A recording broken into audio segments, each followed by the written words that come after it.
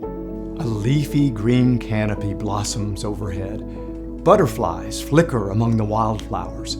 Kids frolic in t-shirts, shorts, and flip-flops. Yes, it's beginning to look a lot like Christmas. Christmas in July, that is. Hi, I'm Brad Campbell, and this is our state's hidden history. You might be familiar with the concept. Take a holiday associated with snow, sleigh rides, and Yuletide carols being sung by a fire, and plop it down in the season of summer vacations, barbecues, and fireworks. It all began with a woman named Fannie Holt.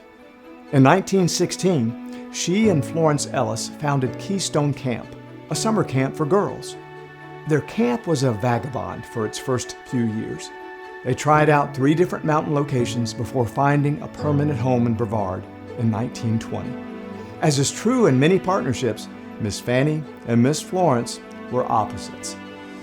Known as Big F, Florence was practical, down-to-earth, and serious-minded. Fannie, or Little F, was a free spirit, a dreamer, and a poet. Her sense of whimsy and fun is reflected in the naming of Keystone's 3 age groups: elves, pixies, and dryads.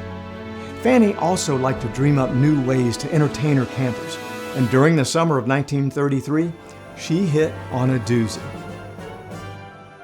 Why not have a Christmas celebration for her campers in July? Miss Fannie, in her creativity, thought that it would be lovely to coax Santa Claus out of the North Pole in the middle of the summer, just to give him something to do and to bring joy to her girls at Keystone Camp.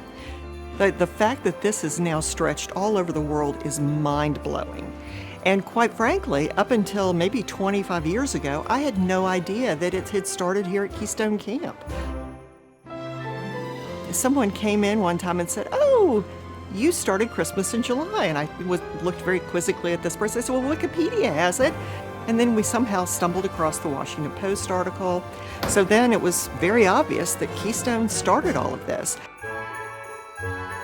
The article went on to say, Miss Fannie Holt, the only one who ever coaxed Santa away from the pole in the summertime, is in this city to stock up on ideas for her summer camp in the mountains of North Carolina. Paige Lamel, the 4th-generation owner of Keystone Camp, her great-great-aunt was Miss Florence, believes that story got the ball rolling. Soon after, the Christmas in July phenomenon, well, snowballed. Once given a little promotional air, the whole thing blew up like those inflatable Christmas figures that start popping up in front yards around the holidays. A 1940 movie, Christmas in July, cemented the nascent holiday in people's consciousness and on their calendars. We have some campers here who are 5th-generation Keystone campers, so they've been coming to camp as long as my family has been directing camp, which is insane. It's amazing. It blows my mind every single time I think about it because we have an inherent appreciation of tradition. Over the years, Christmas in July has evolved at Keystone. In the 70s, Santa arrived in the bed of a sleigh red truck. These days, St. Nick ho-ho-hos down a water slide in a kayak.